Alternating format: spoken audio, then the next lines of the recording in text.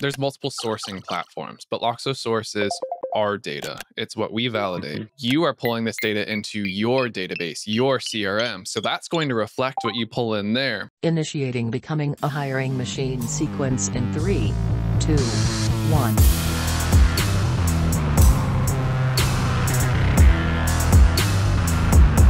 Hey everyone, it's Sam Keenly, and welcome to Becoming a Hiring Machine. This is the show dedicated to fixing recruitment by going beyond saying what needs to change and instead teaches you how to make that change. Today, we're going to have a fun Q&A episode ahead of us, but before we get into that, I just want to tell you a little bit about the show. Essentially, we have shows within the show. Some days we have interviews with industry thought leaders and others who are shaking up the space, while other days we cover things like trending topics, items that recruiters are talking about or will be very soon, and what those mean for them. Come by every Tuesday. We drop a Tactical Tuesday episode where we go deep on how to do something that will help you start driving better results in your day-to-day. Other days like today, we open it up Q&A. Listeners can drop in questions. If you want to hear us put our take to it, send those to us at podcast@loxo.co. And every now and then, Matt stops by for a mic drop where he shares something that he's been thinking about within the recruitment space and wants to share with you. All right, today's conversation, Q&A. There's an old saying in the recruitment space: nothing is certain except death, taxes, and bad data. All right, maybe that's not a saying, but it probably should be. And so today we have a Q&A session revolving around all things data as it relates to recruitment software. So I needed to bring in the big guns for this, aka our CTO, Ilia, to tackle this session with me. And some of the things we're going to get into are things like, how do software companies get their data? Why do some companies have more than others? Why do some companies have worse data than others? How does Loxo approach their data? So those are just a few of the handful that we'll cover. And so with that, let's jump into it. Ilia, welcome back. Thank you. Good to be here. Yeah, good. Yeah, last time I know we geeked out on A to P. So hopefully this conversation will be a little bit more fun than that. But yeah, so today we're talking about, data from software companies and everything else. So data, big word, lots of different things we can go into. So just real quickly before we dive into this, I want to talk about the two buckets that we're going to cover with this. And so it's basically source data. So information about candidates, biz dev, but like who are they? What do they do? What company do they work for, etc. And then contact information data. So what's their phone number? What's their email address? Things like that. So if we start at the very top, where do a lot of software companies typically get these data sets from? I mean, that's a great question because this is something that we tried to figure out for a very long time, right? Usually when you get into a space, you ask yourself, well, how is it done currently? And if you don't understand that, kind of a low chance that you're going to be successful. And it turns out that a lot of them get data that they shouldn't. That's a fair way to say it, right? So there's a lot of software companies, for example, where they will say, hey, you go ahead and grab all of your historical emails and we'll import them into your CRM, which is great for them because guess what they're doing, right? A lot of companies will say, we went out and found like a shady vendor and somehow they got this data, right? Maybe I saw one and this actually ended up being considered a data breach, but they basically used a phishing form and got a lot of people excited about we've all seen it, right? Sign up here, you've won this thing from Harbor Freight, or you got a free thing from Amazon, and people will be like, oh, this is amazing, I love winning things. And they'll go and they fill out a form. And then nothing ever comes, right? But they forget about it. Well, the whole point of that was just to collect info. So there's all kinds of different schemes out there that at this point, with the way that Vermont's, California's, New York's, all of Europe's privacy laws work, that's a big no-no. But there's a lot of companies out there that are still doing it. Now, I can't name names because there's laws against that kind of thing, but I'm sure you guys can figure it out for yourselves. Those are all things that we are not doing. But there are definitely, I want to press that point, that there's definitely a lot of like shady ways of getting data. And one of the things you'll notice, this is the most hilarious thing, right? So people can draw a bunch of dots on a whiteboard and then draw a line through them because that's called a trend. The trend that you'll notice is every time one of the, I'm struggling to remember the name now, the most recent one, but every time one of those file sharing sites gets taken down, where let's say you'll have like illegal content, all of a sudden a bunch of players in the industry have like really stagnant data. So it just stops updating. I would think about that for a second. Like, why does that happen, right? Why is it that some illegal file sharing site that is trading social security numbers and what have you, it gets shut down, right? The FBI throws up a big banner that we've seized this domain. And suddenly you have a ton of, let's just say competitors or other people who are present in the industry. And it's like, man, their data just like got bad for 6 months to a year until they figured something else out, right? So you'll see that happen quite a bit as well. Yeah, it's an interesting input. Dark web. I don't want to think about that. Yeah, those are the things you live and breathe every day. I'm the naive one over here. I'm just like, oh, data, cool. More data and updated. Cool, thanks. Yeah, so that's an interesting one where it comes from, it's like, okay, some type of third party that it is being purchased, aggregated, imported in some form or fashion. And then my mind also goes to the other way this typically happens is where you either get a very junior level person, you outsource it where it's manual data entry. And it's John Smith at 123 Washington Street, John Smith at gmail.com. But even this data is not always accurate because one, human error. There's always going to have, you could have typos, you could have anything else. Two, there's I don't want to call it, it's like laziness, speed. Sometimes if they're tasked on, you need to update 1,000 records a day, you're flying through that as quickly as you can.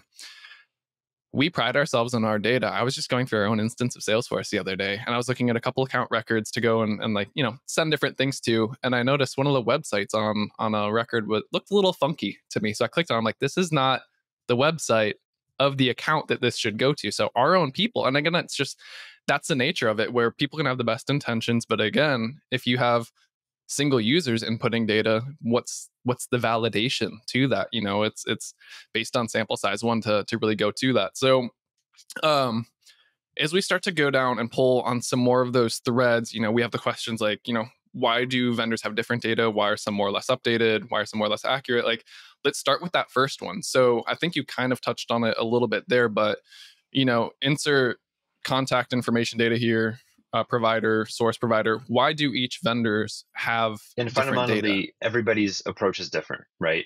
And so it's hard to speak in general, but we can talk about some of the things that we've seen and why we think we're better.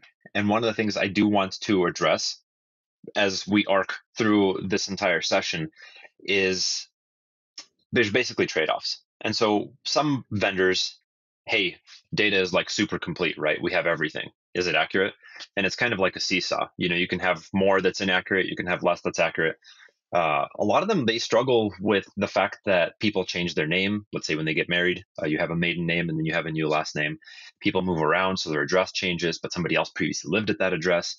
People buy and let go of phone numbers. We see this. So those kinds of data changes, let's say there's a lot of Alan Johnsons that live in Atlanta, and one vendor that we decided not to work with had 500 of them merged together as one person, right? And we see tons of different competitors in the space that will fall into those common pitfalls. So you'll see I mean, if you imagine every person as like a constellation, right? So some people share a phone number because maybe they live at the same household and they still have a landline. Some people share an address, right? Some people share a city. And so they're all connected in various different ways. And if you're familiar with Facebook, obviously, you have like friends and they have friends. And there's the Kevin Bacon 6 degrees of separation. Now, the hard thing is when you have actual duplicated data, when you have distinct individuals, where did that data come from? Is that a reliable source in the first place? There's all these different things. And people just don't handle them very well, right? Because it's a difficult problem to solve. And if you are getting into the space and you're not prepared to invest the very best, let's say, technology and approaches and mathematics and reasoning into it, you're going to get tons of stuff wrong. So at a high level, that's probably the most obvious way that people fail. At a more, let's say, low level is I've seen mistakes where people on their own resume typoed their like LinkedIn URL. And there are, let's say, data vendors out there that just blindly trust that. And so suddenly you had, well, I won't name the person's name, but we did tell him, hey, you should probably fix your social URLs because somebody else is getting these job offers. You should probably validate more than one data point, right? But a lot of people position themselves as like, we are this world-class data platform. They're not. They're like, hey, do their LinkedIn things match? It's good enough for us. Let's go with it. And that's all it is, right? So just the level of sophistication isn't there. And they try to compensate by saying, well, we just have so many records that if you sit here and bang on it like a monkey, eventually you'll get something useful back. Which is wild. And especially in the recruiting space where Yeah. it's not just any person will do, but it's like, no, I need that individual because they are going to be the best candidate for this job or the top 5. Well, I want 100% of those people. I don't want 1 out of 5 is good enough for this that I want to get in touch with. Like, it will not be good. Yeah. And there's no situation where it's okay, because if you're doing high volume staffing, you don't want to ruin your domain reputation by emailing and with A2P, hey, go see that previous conversation. You don't want to get yourself blocked and put on every deny list that exists, right, for email and phone, because then you're dead in the water. So you need that stuff to be good, right? When you're doing like very, let's say, high touch, we're trying to place the new COO of Pepsi. Oh man, you definitely want to make sure that you have the right contact info, because you're just going to embarrass yourself if you don't, right? So in every situation, it's important. That's so true. That's so true. Okay. So Yeah. my favorite is a question that we get a good bit where it's some form of Loxo takes your data and then they add it into Loxo Source or Loxo Connect. Yeah, I love this question. Tell me your response to that. Because a lot of people do. So it's just expected, right? Okay, well, everyone else kind of seems to maybe do it. Why wouldn't Loxo? And we figured this one out really quick. We actually looked at this once, right? Hey, what would it look like? Because everyone else seems to do it. Seems to be okay if we did this. Now with GDPR, with CCPA, with all these things, that's a very gray territory. In fact, it's kind of like a territory you'd rather stay out of. But here's the fundamental problem, is that people's data is really bad. We see databases come over, and the last time, let's say, a record was touched was in the 90s. On the flip side, we see a record that was imported today that someone went and messed up, right? So we'll get into the various different ways maybe later in the session that you can mess your data up, but we just don't trust our customers' data. It's great for them. Obviously, they can do their jobs, but when we're trying to position something that we want the whole world to use, it has to be really high quality. It has to be accurate. And as soon as you go into, I know the temptation is there, right? Hey, we just get, all these people's information and they build the data for us, right? Like people have this thought process. As soon as you go down that road, you're at their mercy. And let's be honest, I'm not too familiar with, I don't know of anyone that has a dedicated team that is very meticulously picking through every record and making sure that everything is spelled correctly and the work experience is current. And it's just so much work that no one's going to do it, which means that we have to do it, right? Which is why we have entire teams and departments that are dedicated to doing that. And we don't want the customers' data. This is why in the long term, right, we never worry about it, because we understand how other players in the industry do it and how we don't do that. And if you take a look at the long-term trend line, that's not really, they're not going to be competitive. Yeah. So this brings 2 thoughts to mind that I'm kind of laughing at as I think through how quickly they can go bad. So the first is, what happens if someone hacks your database? You get a really frustrated employee, someone who's not happy, and they go and update, delete, alter, remove data from hundreds, thousands of people. If we were pulling from that data and then saying, okay, cool, every data is accurate, now we're going to go push this to all of our customers too. Yeah. Like the domino effect of that just escalated so fast that that's it. Yeah. Again, why would you ever want to do something like that? So that's the first one. And the second part is, as you were explaining some of that, it makes me think of when you're in school and you have your professors that say, you can't use Wikipedia as a source. It's not always trustful. Anyone can go and enter information to that. So it's like, okay, got it. Like, that's kind of another reason. Like, well, if anyone can add to it, is it always truly validated at the level that you would want it to be? Well, and so let's talk about Wikipedia for a second, because I love that analogy. I used to be the kid, it was I think sophomore year in high school, which at this point was a long time ago, but I was arguing with our librarian and my teacher saying, no, Wikipedia is great. Why do I need to go and pull this old thing off the bookshelf? It's all right here. And they said, well, anybody can edit it. I didn't really have a good way to position an answer back. So I'm like, okay, fine, I'll go and get Britannica off the shelf and, we'll pain through this. I think, no, we had Encarta CDs back then. Okay. Right. So that was an exciting time. Yeah. Maybe it was 20 floppies and then it became CDs, but irrelevant. Yeah. It turns out Wikipedia has a lot of mind share and eyeballs on it. Right. And that's just from that fact, that's why it's mostly accurate. Almost all the time. You have seen Wikipedia pages get vandalized. A good example is during political campaigns. Another good example is when people are being funny. But the thing is that Wikipedia has a changelog, and there's a bunch of people who just watch it, right? And a lot of them are unpaid volunteers, and they watch it and they go and fix things. At the same time, Wikipedia is kind of funny because there are articles where people just debate things on end. As we all know, there's some things in the vast frontier of human knowledge that aren't settled, especially when it comes to some of the softer sciences. There's things we can debate all day long. So that's why Wikipedia is a different situation. But it turns out the software that runs Wikipedia is called MediaWiki. And you can go download that and put it on a server today and just face the internet. And you can put anything you want on that thing. And that's kind of what customer data is to us, right? Yes, we'll give you this amazing software and you can put any data you want into it, but we don't know what that data is. Where did it come from? Did you get it legally? Is it even accurate? There's so many questions. We just don't want it. That makes sense. So we're kind of the validators in that side where it's like our team is looking through it. And so I think that gets into a really good use case that does come in. So we have a Chrome extension that is works a lot easier than going and manually updating a resume or anything, where runs alongside. You can go pull up someone's profile in whatever platform. And we get the question often where it's like, hey, I pulled in this candidate with your Chrome extension, but my Loxo source profile doesn't reflect that. Why is that? Yeah. So talk about proof that we don't use the data, right? That yes, eventually, obviously we can see, hey, what profiles are popular right now and what profiles are we missing? And someone just pulled this across, maybe it's outdated. Let's actually bump that up a little bit to go and validate it ourselves, right? And so yes, eventually we'll update it, but we don't want whatever version Here's a great example of something that's been going on as one of the new browser extensions for a really popular tool that a lot of our customers use. So everyone knows about Chrome extensions. You can install a bazillion, and it's great. They give you all kinds of functionality, but sometimes they act a little sketchy. And so in this case, they have minor little bug. But you go to certain websites, ours being one of them, and it messes with the interface, right? So in our case, it kind of makes the text fields on modals blow out.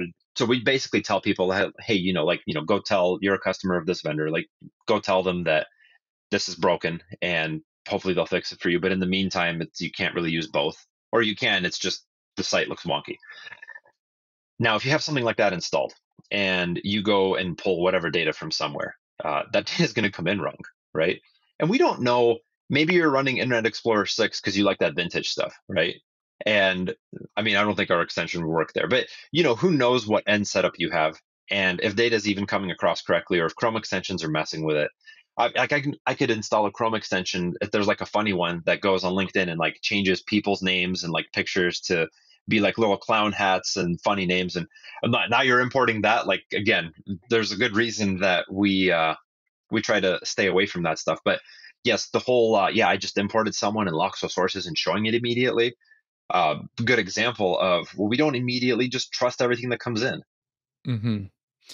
And I think the easiest way, as you explain that, to describe that is you're pulling that data in, and Loxo source is, there's multiple sourcing platforms, but Loxo source is our data. It's what we validate. You are pulling this data into your database, your CRM. So that's going to reflect what you pull in there, but your CRM is not mapping to our sourcing database. So that's where that discrepancy is. Those are two different tools, so to speak. Yes, we're a talent intelligence platform, so it all lives under the same roof, but two very different data sets, where one we are curating and being very mindful of. The other one is you can add a profile for Chuck E. Cheese if you want in your CRM, and we're not going to tell you it's wrong. Yeah, exactly. Right. So I think Mr. Cheeseman, he's not a real person. Last I checked. It's been a while. He's got a great band. It's been a while since I've had a a 10-year-old birthday party. So hey, soon enough, you got little ones. Yeah, I know. I'm going to have to go and validate it the next time we show up at the place. But I don't know. It sketches me out. The carpet's way too sticky. So I'm like, you guys got to clean this place up. All the greasy pizza, but it's part of the charm. Exactly. So, all right. Well, this was a fun one. I appreciate you coming in and joining on the show. I know that it's helpful for me to talk through these things, and I'm sure it's going to be helpful for whether you're a Loxo customer or not, but just to think about your data, how you use it, and everything else. So I know that this stuff is going to be impactful. So appreciate you coming. The little end spiel, Becoming a Hiring Machine, is a production of Loxo. So you can find all of the show notes in the description of your favorite podcast streaming platform, as well as on our website, loxo.co/podcasts. We do have full video episodes available on YouTube. So if you want to see Ilia and I, our beautiful faces talking during this, feel free to check it out there. And if you do have other questions, like today, we have Q&A. So if you want questions, you're looking for advice, send us an email at podcast@loxo.co. So everyone, that is the show. Another fun Q&A episode with Ilia. Until next time.